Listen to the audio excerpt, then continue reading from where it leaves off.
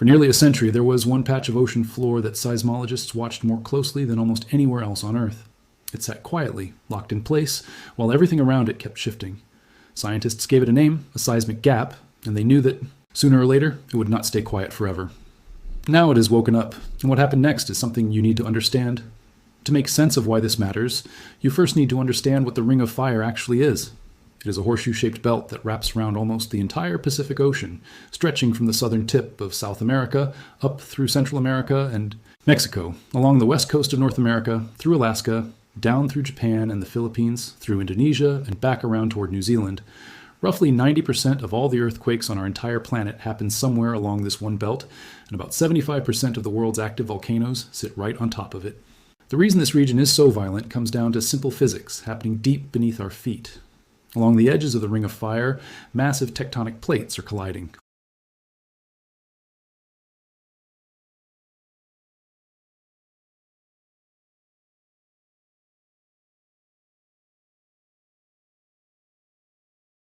Something finally gives way, and when that locked section finally slips, the built-up energy releases all at once, sending shockwaves through solid rock, and, if the rupture happens under the seafloor, potentially displacing enough water to send a tsunami racing across an entire ocean.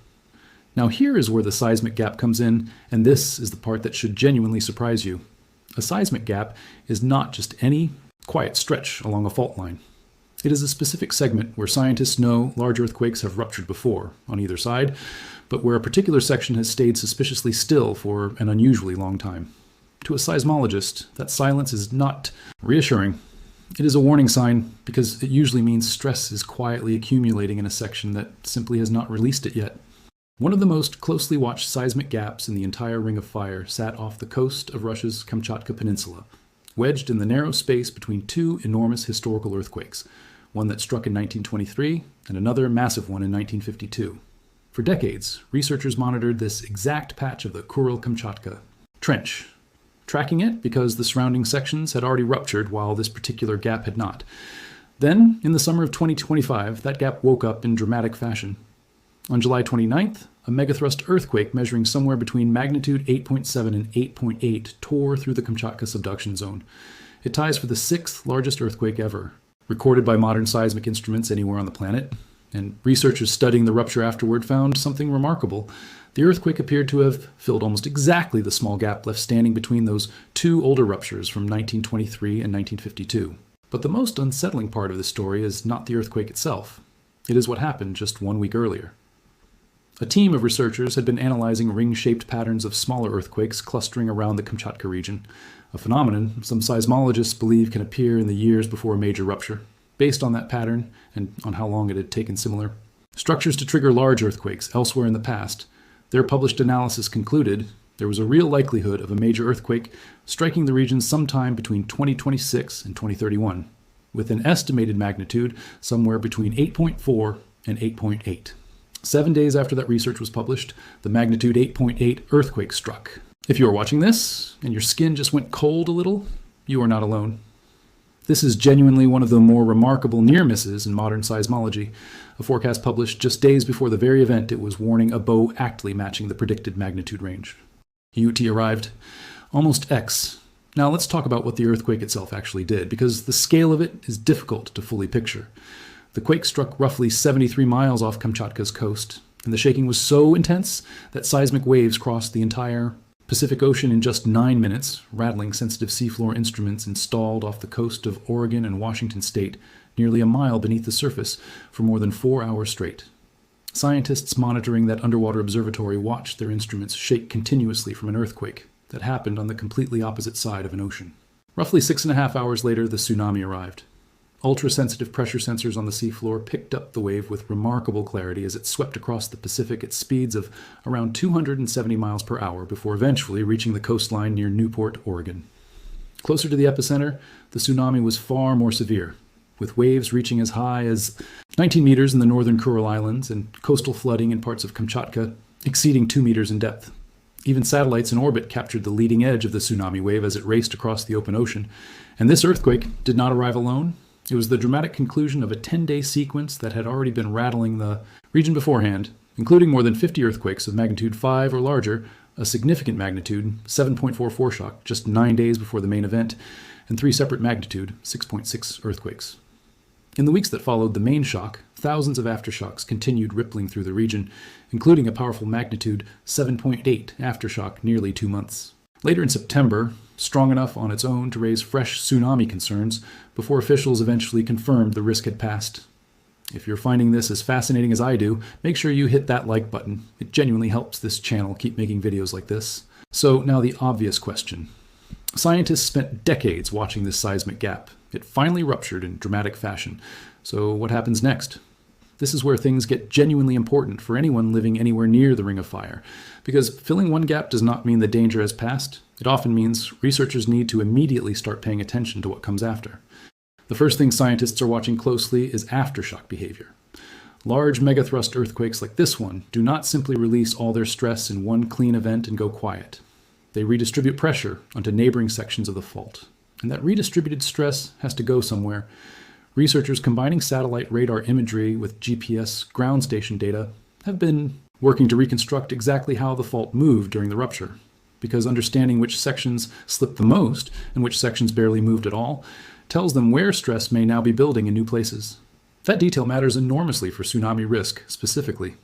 Interestingly, despite the massive magnitude, this earthquake produced a noticeably smaller tsunami than many scientists initially feared, and researchers investigating why found that the fault movement closest to the seafloor trench itself was more limited than expected, which reduced how much the ocean floor was actually displaced. Understanding why this particular megathrust behaved that way is now helping researchers refine tsunami, forecasting models for future events elsewhere along the Ring of Fire, potentially improving warning systems that protect coastal communities everywhere from Japan to the west coast of the Americas. This is exactly why research teams combined multiple independent data sources rather than relying on any single measurement. Satellite. Radar imagery captured tiny shifts in the land surface before and after the quake. Ground-based GPS stations recorded precise horizontal and vertical movement at fixed points, and offshore pressure sensors tracked the tsunami wave itself as it formed and traveled. By layering all three datasets together, researchers built several competing models of exactly how the fault slipped, then tested each model against what the tsunami actually did when it reached the coastline. That kind of detailed reconstruction was simply not possible for older megathrust earthquakes last century, which means this event is now becoming one of the best documented subduction zone ruptures in modern scientific history. The second thing scientists are watching is whether this rupture has any influence on other stressed segments nearby.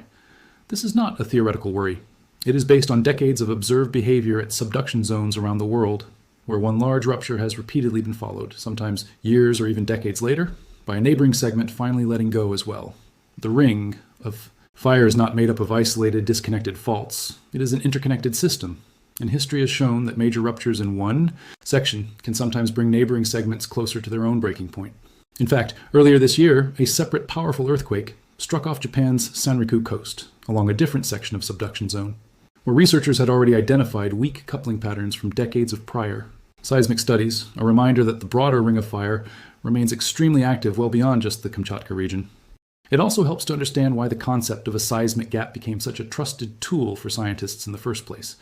This is not a new idea invented for Kamchatka. Seismologists have used gap theory for decades, tracking quiet stretches along subduction zones that sit between sections which have already ruptured, because history has repeatedly shown that these silent patches tend to be the next in line. It is not a perfect predictive tool. Earthquakes remain notoriously difficult to forecast with precision, but it has proven useful enough that monitoring agencies around the world dedicate enormous resources to tracking these gaps continuously, using seafloor sensors, GPS stations bolted directly into bedrock, and constant satellite monitoring of how the ground itself is slowly deforming over time. What makes the Kamchatka case so significant is not just that the earthquake happened, it is how closely the outcome lined up with what the models predicted, both in timing and in magnitude. Forecasting an earthquake within a 5-year window and getting the actual event within days, while also landing almost exactly inside the predicted magnitude range, is an extraordinarily rare outcome in this field. Most earthquake predictions are far vaguer, sometimes spanning decades, or offering only general probability estimates rather than a specific expected magnitude. This case is quickly becoming something seismologists will study for years, precisely because it worked as well as it did. That success is now shaping how researchers think about monitoring the rest of the Ring of Fire moving forward. If ring-shaped clusters of Smaller earthquakes really can act as an early warning signal building up in the years before a major rupture. Then teams monitoring other subduction zones have a new pattern to actively search for, rather than simply waiting and hoping a gap stays quiet. Scientists are records from other regions along the belt, checking whether similar ring-shaped clustering patterns appeared before other major earthquakes of the past, work that could eventually sharpen forecasts for coastal regions far beyond Kamchatka. And that raises the bigger, more uncomfortable question hanging over all of this research. If a seismic gap that scientists had quietly monitored for decades could finally rupture almost exactly when models predicted, what does that mean for the other? Seismic gaps still sitting quietly around the Ring of Fire right now, patches along the coast of the Pacific Northwest, sections of the Japan Trench, and stretches along South America that have similarly gone unusually silent for unusually long stretches of time. That is precisely why seismologists are not simply moving on now that the Kamchatka Gap has ruptured.